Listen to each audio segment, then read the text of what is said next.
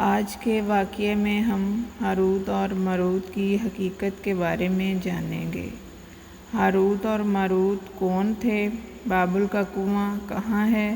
اور ہاروت اور ماروت کا جادو کس طرح کا تھا؟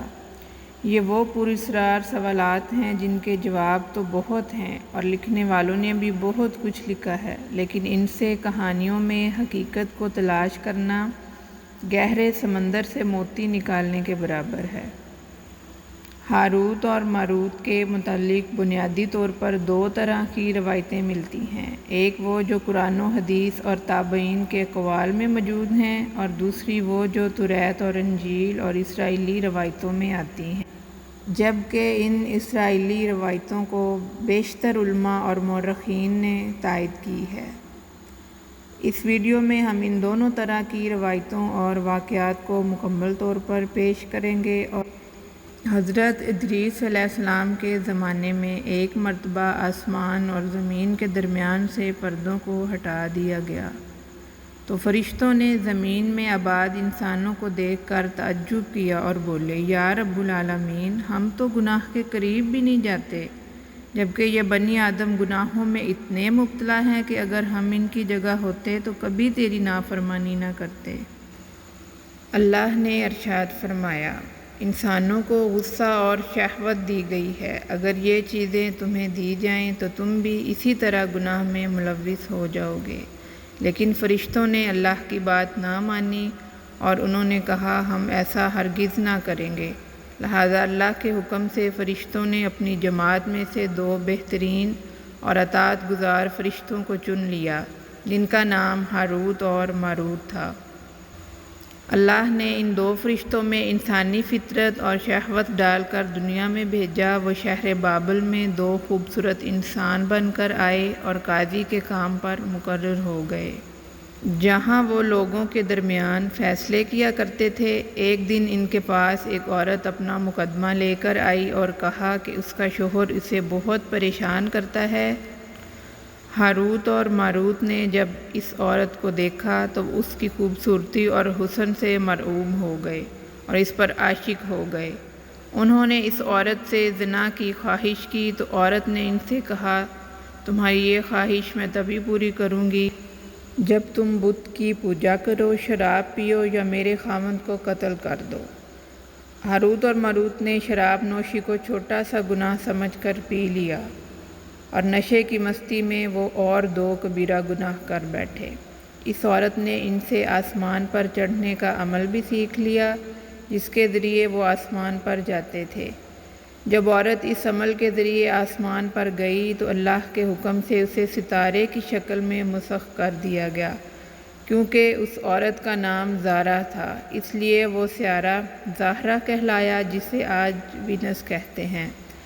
اس گناہ کی وجہ سے ہاروت اور ماروت خود وہ اسم اعظم بھول گئے جسے پڑھ کر وہ آسمان پر جاتے تھے، اور بطور سزا انہیں بابل کے ایک کنویں میں الٹا لٹکا دیا گیا، جہاں وہ تا قیامت یوں ہی قید رہیں گے۔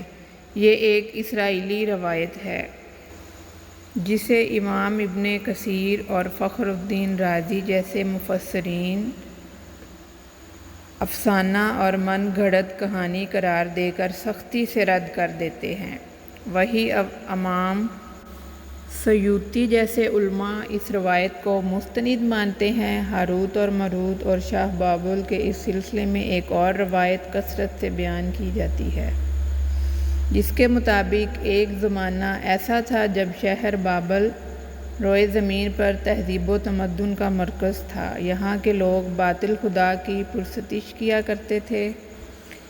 یہ لوگ اپنی قسمت ان سے وابستہ سمجھتے تھے، اس لیے علم نجوم اور علم فلکیات میں بڑے ماہر تھے۔ ان کے بت قدوں میں ستاروں کی پوجا کی جاتی تھی۔ یہ لوگ جادو، منتر سفلی کو بہت اہمیت دیتے اور اس علم کے ذریعے معاشرے میں خوب فساد پھیلاتے تھے۔ ان میں بڑے بڑے جادوگر موجود تھے۔ ان کی تاریخی کتابوں میں جگہ جگہ جادو ہی نظر آتا تھا۔ ان کا جادو دور دور تک مشہور تھا۔ مختصر یہ کہ اس شہر کا باشندہ ہونا ہی جادوگر ہونے کی علامت تھی۔ جب حضرت سلیمان علیہ السلام کی حکومت آئی تو آپ نے ان لوگوں کو اس شرکیہ عمل سے روکا اور ان کی سحر اور جادو کی کتابوں کو ایک جگہ جمع کر کے اپنی عظیم کرسی کے نیچے دفن کر دیا تاکہ اس فتنہ انگیز علم کا جڑ سے خاتمہ ہو جائے۔ جب سلیمان علیہ السلام کی وفات ہوئی تو شیطان نے ان کتابوں کو دوبارہ کھود کر نکالا اور لوگوں سے کہا کہ سلیمان پیغمبر نہیں تھا بلکہ ان کتابوں کے ذریعے حکومت کیا کرتا تھا، لہٰذا ہوا میں اڑنا، جنات پر قابو سلیمان علیہ السلام کے غیر معمولی معجزات دراصل جادو اور سفلی کا ہی نتیجہ تھے۔ بنی اسرائیل نے اس کی پیروی کی اور ان کتابوں کو پڑھنا شروع کر دیا، لہٰذا دوبارہ یہ شر انگیز علم اس قوم میں سرایت کر گیا۔ اللہ نے سلیمان علیہ السلام پر لگائے گئے الزام اور تہمت کی نفی کرتے ہوئے سورہ بقرہ میں فرمایا ہے، اور انہوں نے اس چیز کی پیروی کی جو شیطان سلیمان کی بادشاہت کے وقت پڑھتے تھے، اور سلیمان نے کفر نہیں کیا تھا لیکن ان شیطانوں نے ہی کفر کیا، لوگوں کو جادو سکھاتے تھے اور اس چیز کی بھی جو شہر بابل میں ہاروت اور ماروت دو فرشتوں پر اتارا گیا تھا، اور وہ کسی کو نہ سکھاتے تھے جب تک یہ نہ کہہ دیتے کہ ہم تو صرف آزمائش کے لیے ہیں، تو کافر نہ بنو۔ لہٰذا جب یہ سحر کا علم بابل میں عام ہو گیا اور لوگوں کی تکلیف اور پریشانی کی وجہ بن گیا تو اللہ نے دو فرشتوں کو انسانی صورت میں معمور کیا کہ وہ جادو کے عوامل اور اس سے باطل کرنے کا طریقہ لوگوں کو سکھائیں تاکہ وہ جادوگروں کے فساد اور شر سے محفوظ رہ سکیں، لیکن یہ تعلیمات غلط مقصد کے لیے بھی استعمال ہو سکتی تھی، حالانکہ وہ فرشتے لوگوں کو منع کرتے تھے اور ان کے لیے صراحتاً کہتے تھے کہ یہ تمہارے لیے ایک طرح کی آزمائش ہے، لیکن پھر بھی وہ لوگ ایسے کاموں میں پڑ گئے جو انسانوں کے لیے ضرر اور نقصان کی وجہ تھے۔